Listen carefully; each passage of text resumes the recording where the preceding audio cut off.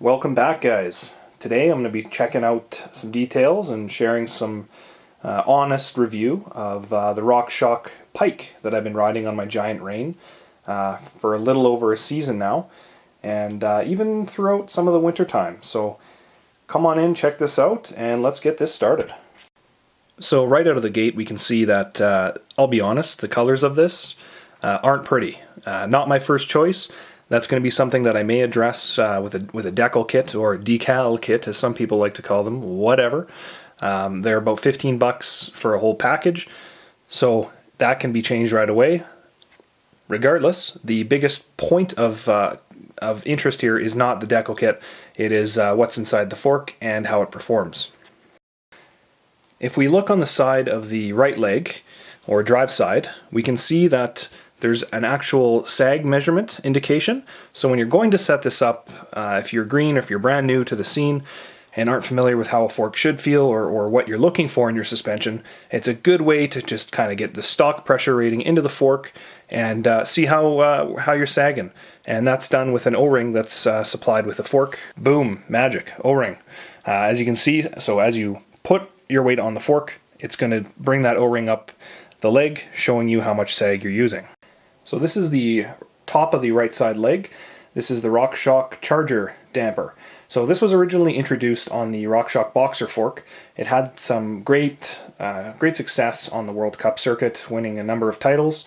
I'm not going to be the one to be able to tell you who won, but a number of athletes each year went on the RockShox Boxer, so they decided to introduce this into the 160mm travel pike.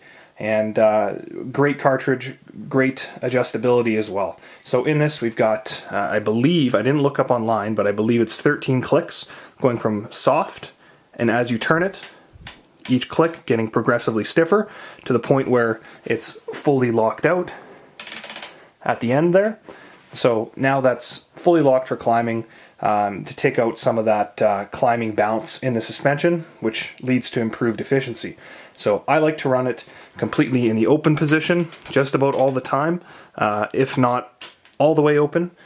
Typically run it just with 1 or 2 clicks in of compression. And then on the top of the left-hand leg, we have the travel adjust. So this fork, you can actually adjust it internally, I believe in 5mm increments, but this particular fork is set in 160 and 140mm. So a little bit reduction, 160, 140 versus, I think factory they come 160, 130mm. It's literally as simple as just quickly turning it like that, and you're done. And the fork is going to adjust in its travel, so we'll put it back. So pretty simple, nothing too crazy to it, and super useful out on the trail, especially in Calgary where I ride. We do a lot of climbs to descend, and the climbs are typically half-hour plus, anywhere from half hours to 2 hours, depending on the trail. And I always climb with it drop down to 140mm. So I'm going to try to show you how the travel adjust works. Just pay attention to this area right here. So right now it's in full travel. If you're bouncing on it, it's going to do that. Full travel, you turn the knob on the side, okay? And then it's not going to immediately adjust, so you have to push it in like that, hold for a little bit, and then now it's stuck down, as you can see. So you can see on the side here it's sitting at 10%, whereas before it was at full.